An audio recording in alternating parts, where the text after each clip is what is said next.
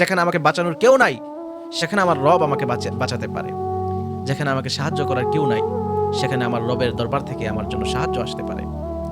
অর্থাৎ আমি যত বড় বিপদে থাকি, আমি যত অসুস্থ হই না কেন, দুনিয়ার সব চিকিৎসা শেষ, কোনো চিকিৎসা নাই, সেখানেও আমার রব আমাকে সুস্থ করে দিতে পারে।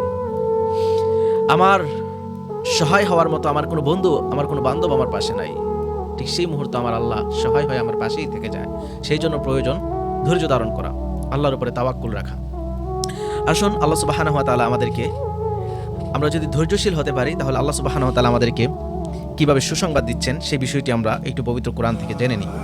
আল্লাহ সুবহানাহু ওয়া তাআলা বলতেছেন, অবাশশিরিস সাবিরিন, তাদেরকে সুসংবাদ জানিয়ে দাও, আল্লাযীনা ইযা আসাবাতহুম মুসিবাহ ক্বালু ইন্না লিল্লাহি ওয়া ইন্না ইলাইহি রাজিউন, যখন তাদের নিকটে মুসিবত আসে, বিপদ আসে, তারা যখন বিপদে পড়ে যায় তখন তারা বলে ইন্না লিল্লাহি ওয়া ইন্না ইলাইহি রাজিউন।